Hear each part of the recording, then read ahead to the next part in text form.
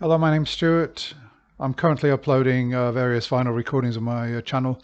I'm collecting classical records. I mainly scour charity shops, car boot sales, and look in local, like Gumtree, that kind of place. And I'm going to be doing a weekly video just to show what I've bought.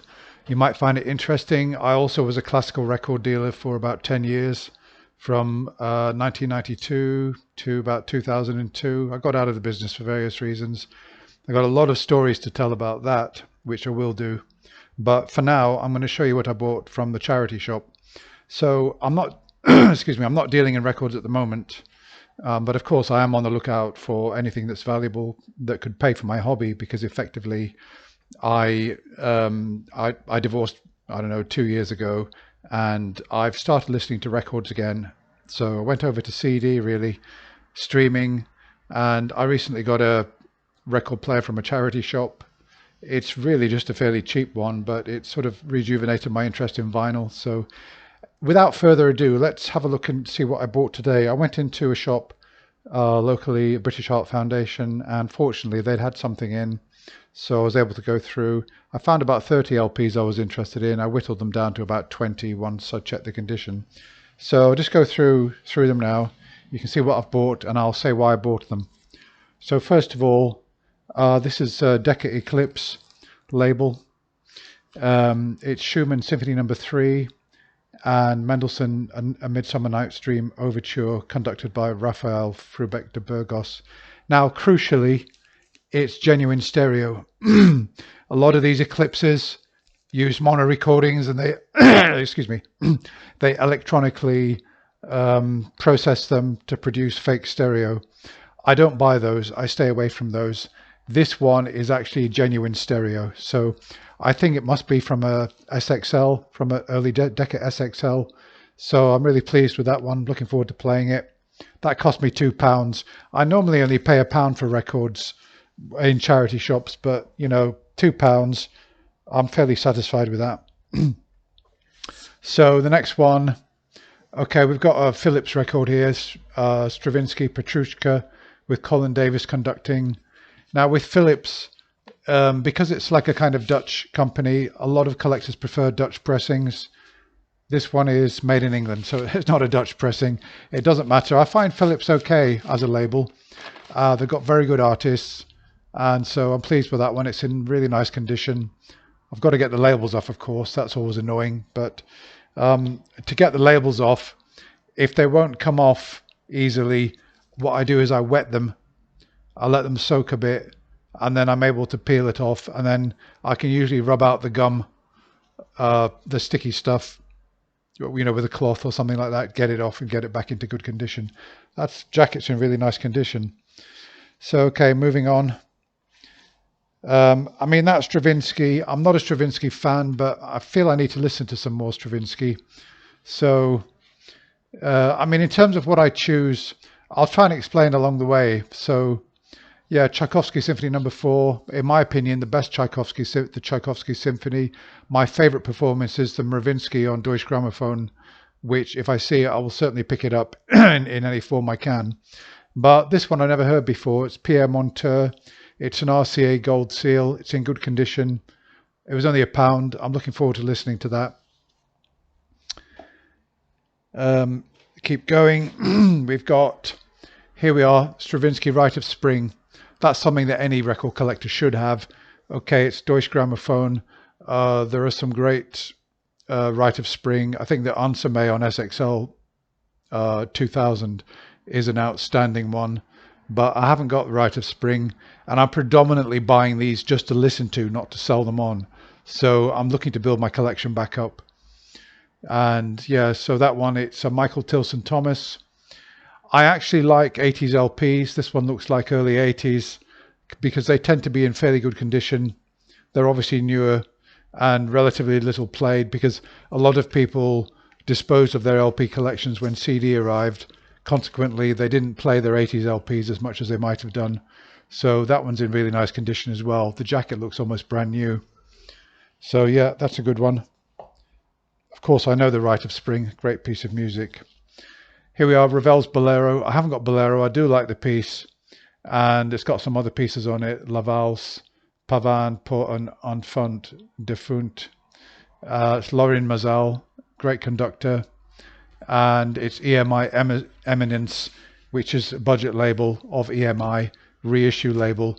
I like the label Eminence. They really do fairly good transfers, and so that's a good one. That was £1. Keep going. I bought about 20, but I'll get through them as quickly as I can. Okay, this one is Harmonia Mundi, I think.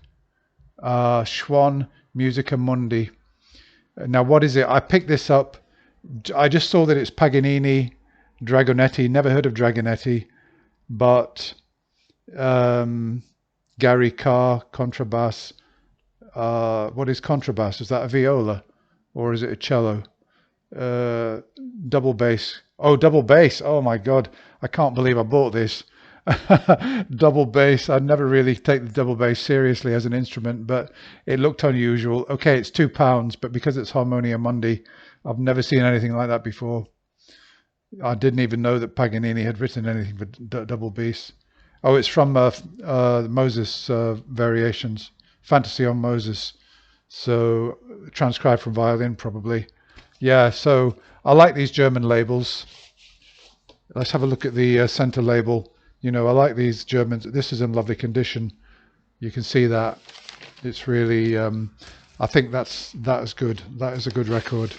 Double bass though, well, that will be interesting to listen to. I've tended to go for fairly mainstream repertoire, so I really need to sort of listen to some new stuff. Rossini, Le Comte Ori. I don't know that opera. I'm not a great Rossini fan. I like the Barber of Seville.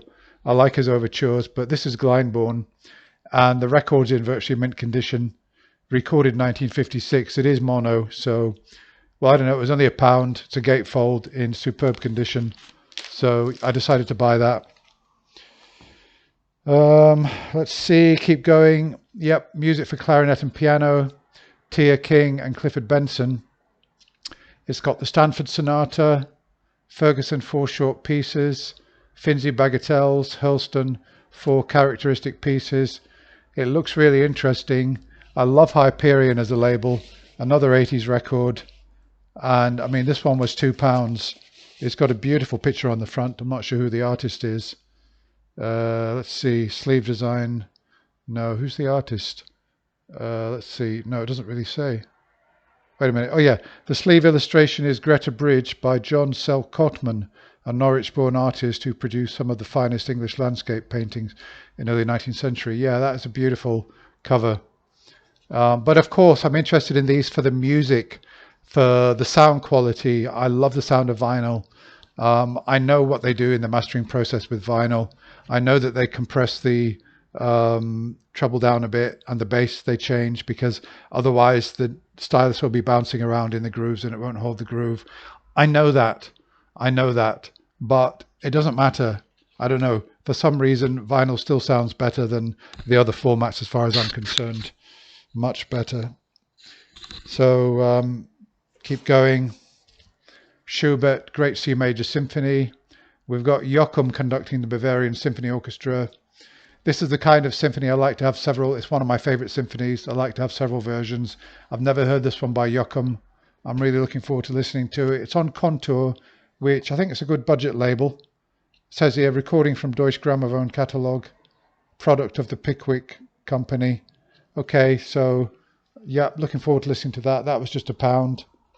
Perfect condition, really. And, you know, it's great, all this. Here we are, Enigma. I don't know this label really. I've seen it around in the old days when I used to deal. I never really used to buy Enigma. Of course I didn't.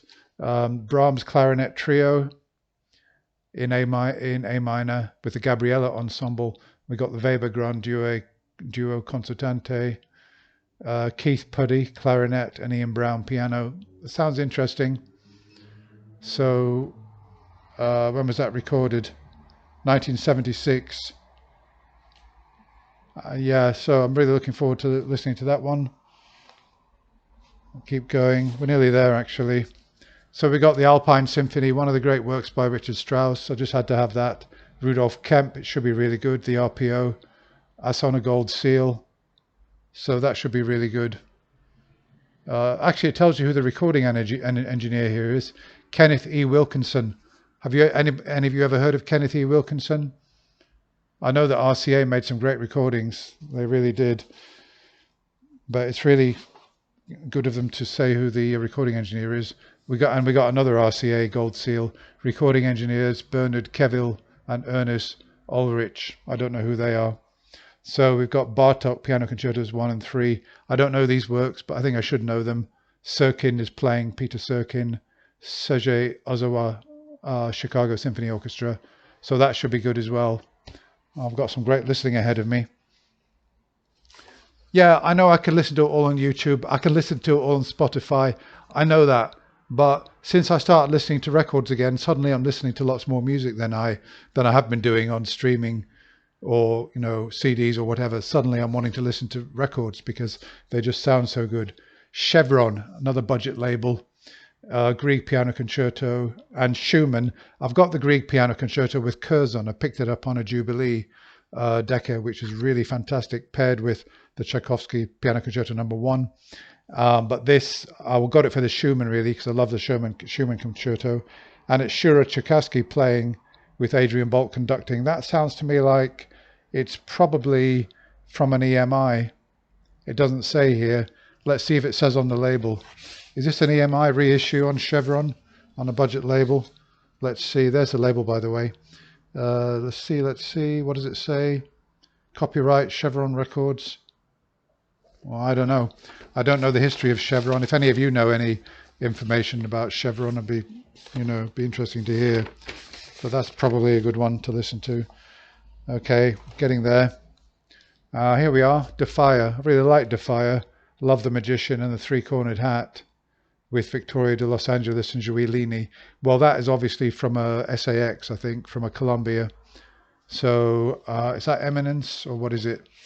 No, it's Classics for Pleasure. I don't mind Classics for Pleasure. I think that the transfers are very good and the pressings are fine. I've got some. I never used to buy Classics for Pleasure when I was dealing, unless I bought them as part of a collection, and I got them for nothing. And nobody ever used to buy them from me. Now I want the music. I actually like Classics for Pleasure, and they're usually, well, not usually, but if they're in mint condition, that's great. And here we are, Speak of the Devil, CFP. I bought this mainly for the Choral Fantasia, John Lill Piano Concerto No. 1 with Gibson conducting. So what's that going to be from? It's going to be from an ASD maybe, probably, I'm not sure.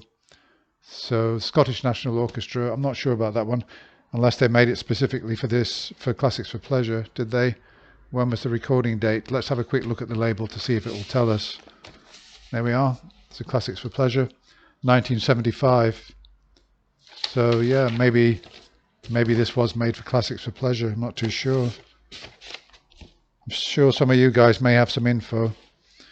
Okay, and this is the last one, Elgar Sea Pictures and Chausson, Poème de l'amour et de la mer, Loris Elms, John Hopkins and Robert Pickler, Sydney Symphony Orchestra. That's quite unusual. So there we are. Not really much more to say about that. I don't really, the Sea Pictures, there's a famous Janet Baker recording. So I don't know, maybe I should have waited for the Janet Baker, but I'll have a listen to that.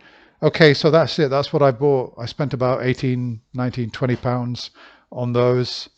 Quite happy with them. I've got more which I've been buying this week, but I'll make another video to show. So that's about it.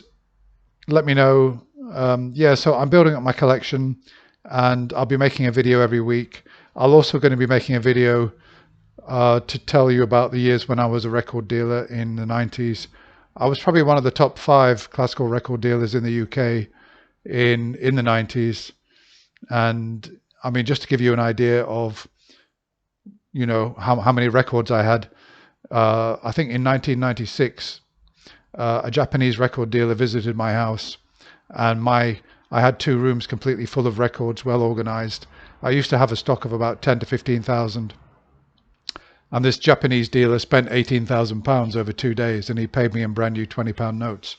Yeah, so I think I was at the top end of the collectibles market at that time, but I stopped buying in records from about 2002, I think, mainly because of eBay.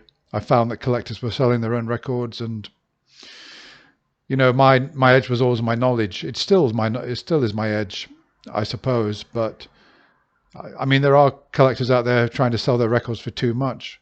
I've got a guy on Gumtree who's trying to get 300 quid for 150 records, like a lot of those I've just showed you. And I'd like to go and pick and choose at £1 each because that's all they're worth. But he's going to hang out for more money, and he'll never get it. I don't think he'll ever get it. So yeah, so I've got plenty of anecdotes about my record dealing years. I knew a lot of people in the trade, and I'll tell some of those stories from my record deal from those days. Had some great times, but I'm doing something different now to make money. But I'm really just back in records for listening now, and I'll be looking forward to building up my collection. And if you want to join me on my channel, and I'll be uploading some of these, you'll be welcome. And subscribe if you want. I'll be using my channel for this purpose. Thanks so much for watching. Bye for now.